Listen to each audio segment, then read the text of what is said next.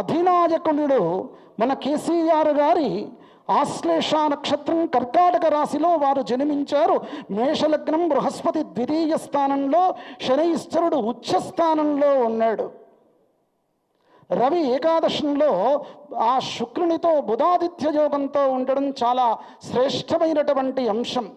రామచంద్రుల వారికి ఏ విధంగానైతే జాతకంలో వివిధమైనటువంటి ఎక్కువ యోగాలు ఉన్నాయో, ఉచ్చస్తే గ్రహపంచకే అనేటువంటి స్థితి ఆ రామచంద్రుల జాతకానికి మన యొక్క కేసీఆర్ యొక్క జాతకంలో కూడా ఆ విధమైనటువంటి ఉచ్చస్థితి అయినటువంటి స్వస్థానపూరితమైనటువంటి గ్రహాల చేత ఈ సంవత్సరం చాలా సంపూర్ణమైనటువంటి ఆరోగ్యమే కాకుండా ఖచ్చితంగా ప్రజాపాలన ఆ యొక్క ఈ తెలంగాణ ప్రజలు ఏ విధమైనటువంటి ప్రజాపాలన కోరుకుంటూ ఉన్నారో మళ్ళీ కూడా తిరిగి ఆ యొక్క కేసీఆర్ గారు ఖచ్చితంగా ముఖ్యమంత్రిగా పట్టం పట్టడానికి అవకాశం ఉండేటువంటి సంవత్సరం ఇది.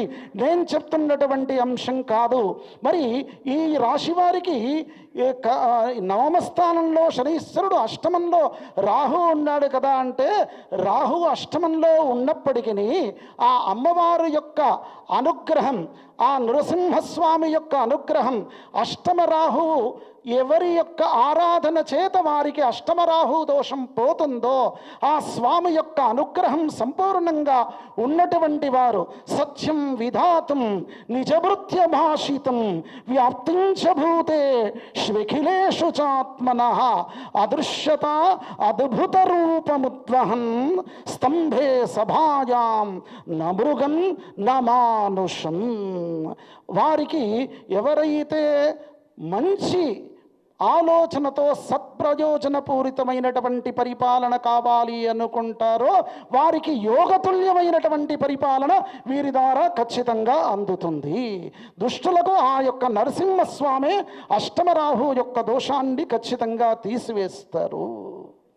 ఇక సింహరాశి 11 ఆదాయం 11 వ్యయం, 3 రాజపూజ్యం 6 అవమానం. వారి వారి యొక్క స్థితిగతులు ఆలోచించగా అష్టమ శనీశ్వరుడు వస్తాడు. ఆరోగ్యం ఖచ్చితంగా జాగ్రత్తగా ఉండాలి. రాజకీయ నాయకులైతే ఇంకా జాగ్రత్తగా ఉండాలి. మన వాక్యే మనకు ప్రధానమైనటువంటిది.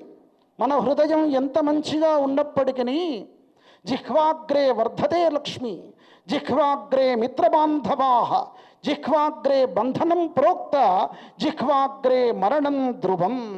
మనకు మంచి కానీ చెడు కానీ మన యొక్క పదను నిలబెట్టేటువంటిది కానీ మన యొక్క నాలికనే. మరి రాజపూజ్య అవమానాలనేటువంటివి ఎప్పుడైతే మనకు తేడాగా ఉందో ఆ సంవత్సరం ఖచ్చితంగా మనం చేయాల్సినటువంటి అంశం రోజుకు 1 గంట సేపైనా మౌనవ్రతంగా ఉండాలి. ఖచ్చితంగా మంచి ఫలితం అనేటువంటిది కలుగుతుంది. ఈ రాశి వారికి ఖచ్చితంగా అవసరం. వీరు చేయాల్సింది సూర్యోపాసన నిత్యం చేసుకోవడం చేత చాలా మంచి కలుగుతుంది. ఇక కన్యారాశి 14 ఆదాయం 2 మాత్రమే వ్యయం, 6 రాజపూజ్యం 6 అవమానము. ఇక ఈ రాశిలో నవమ స్థానంలో బృహస్పతి ఉన్నాడు. నవమ స్థానంలో బృహస్పతి ఇప్పుడు మారడం చేత దశమ స్థానానికి ఏర్పడడం చేత బృహస్పతి చాంచల్యపూరితమైనటువంటి బుద్ధితో ఆయన చలనం అనేటువంటిది జరిగింది. స్థిరచిత్తుడు అయినటువంటి వారికి చంచల బుద్ధి ఎప్పుడైతే ఏర్పడుతుందో కొన్ని విధమైనటువంటి ఇబ్బందులు ఏర్పడతాయి. మన తెలంగాణ రాజు అయినటువంటి రేవంత్ రెడ్డి గారిది కన్యా రాశి. ఎప్పుడైతే బృహస్పతి ఇన్ని రోజులు ఒక మంచి స్థితిలో ఉన్నారో ఆయనకు మే 14 తారీఖు రోజున ఎప్పుడైతే మారుతారో ఇంకా కూడా పదవి గండాలు ఎక్కువగా ఉండడానికి ఖచ్చితంగా అవకాశం. ఎందుకంటే అన్యోన్య వైరం క్షితిపాలకానాం, రాజులకు అన్యోన్య వైరం ఉంటుందని పంచాంగం చెప్తున్నటువంటి అంశం. అయ్యా మీరు మీ యొక్క సీటు పైన ఖచ్చితంగా దృష్టి పెట్టుకోండి, తర్వాత కాపాడుకోవడమే మీకు తథ్యము.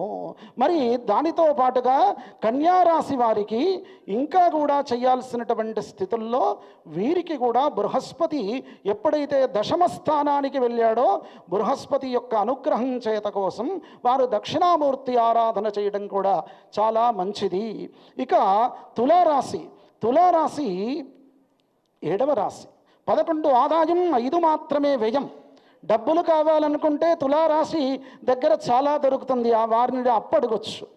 అంతేకాకుండా 2 ఆదాయం, వారికి 2 రాజపూజ్యం, 2 అవమానము.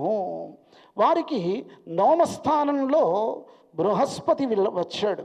చాలా మంచి స్థితులు కలగడానికి అవకాశం, పూర్వ ఆధారతుల్యమైనటువంటి స్థితులు కూడా కలుగుతాయి. ఇంకొక అంశం కూడా, మన యొక్క ఈ తెలంగాణ రాష్ట్రంది కూడా ఈ యొక్క తులారాశి, తెలంగాణ రాష్ట్రంలో కొత్త పంటలు ఎక్కువ వేయడానికి అవకాశము. రైతులు అసంతృప్తిగా ఉంటూ కొన్ని ఇబ్బందులు సంవత్సర చివరి కాలంలో ఏదైతే అతివృష్టి అవుతుందో వారికి కొన్ని ఇబ్బందులు ఖచ్చితంగా తప్పవు. సరైనటువంటి పంట, ఆ వర్షధాతువులను తెలుసుకొని మీరు పంట వేసుకోండి.